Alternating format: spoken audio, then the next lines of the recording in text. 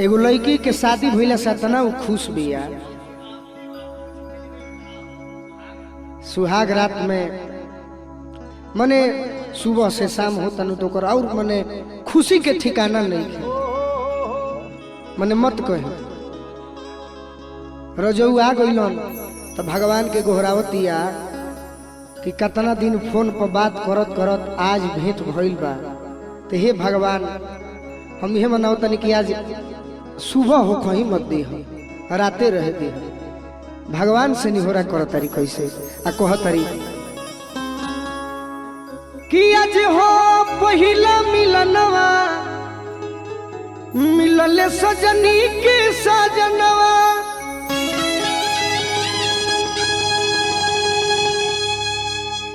कि हमारे अंग अंग गुलाब नियन खिलल बाबा दनवा। सुनी सुनी भगवान जन बिहान होके दी कि आज राजा जी के कुरवे में जवन होके दी। आज राजा जी के कुरवे में जवन होके दी कि आज हो पहिला मिलनवा मिलले सजनी के सजनवा। जय हो हे भगवान हमार अंगे अंग गुलाब नियन खिलल बाबा दनवा।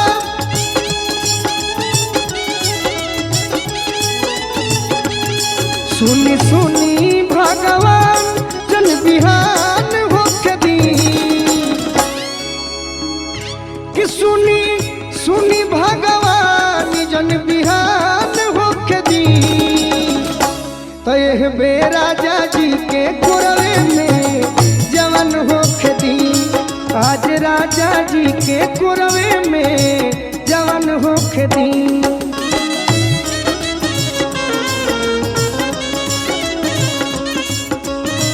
वाह वाह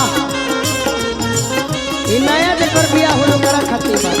नौजवान भाई लोग लगन आवे वाला बा ऐसा में मेहरारू मिल जाए लो तो खूब खुश रहे हैं सब। और मिजाज में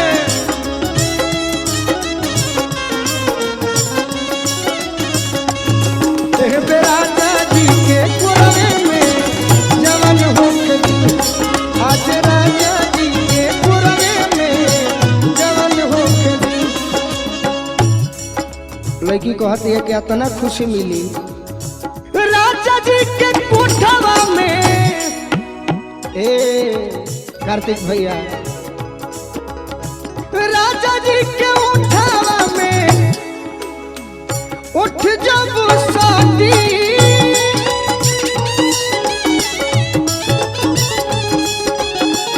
राजा जी के उठावा में उठ जब शादी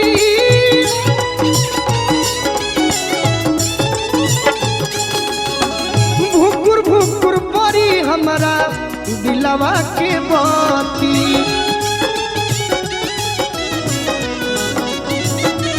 हाँ भुकुर भुकुर परी हमारा दिलवा के बाती।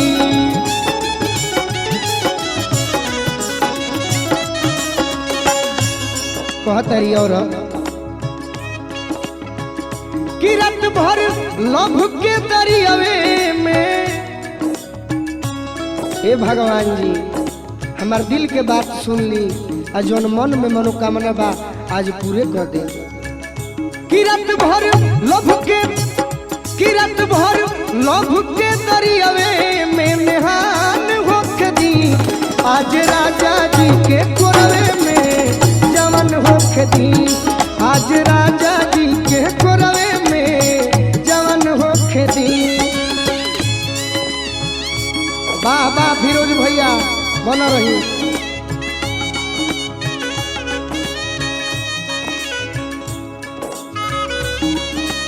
वाह वाह यह लयदार मने कहा ला।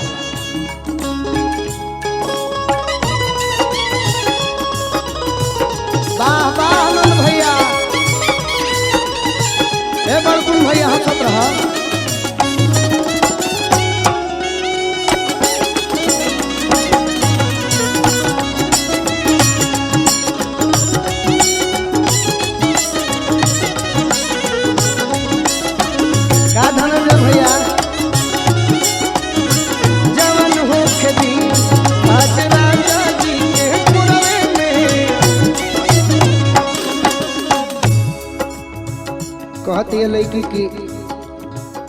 घड़ी और खुशी मिली कि ओठ से जब ओठ सटी तो तने खुशी मिली, आ जब तनी मनी छुई है, आ जब रुआ गनगनाई तो संपूर्ण रूप से हमारा खुशी मिली। कहतरी लइकी रुआ गनगनाई पिया कोरा जब उठई है,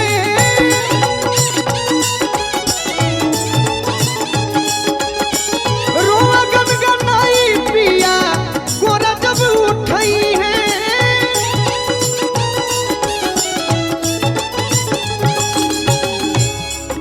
अरे ललन भोजपुरी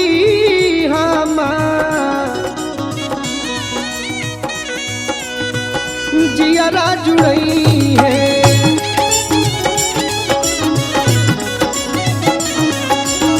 ललन भोजपुरी हमार जियारा जुड़ई है। कहतरी ये भगवान अब जे नैहर में यार बा गोलू राजा, अब परेशाने हो खस तब हमारा का दोष बा। अब तो जरा जोरे बियाह भइल बा कर लू हम बानी, ओकरे रहे के बा, ओकरे संगे जिंदगी बितावे के बा। कार्तिक भैया गोलू राजा के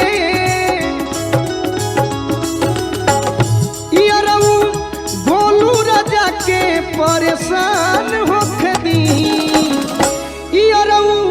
गोलू राजा के परेशान होके दी, आज राजा जी के कोरवे में जवन होके दी, आज राजा जी के कोरवे में जवन होके दी, आज राजा जी के कोरवे में जवन होके दी, आज राजा जी के कोरवे में जवन होके दी।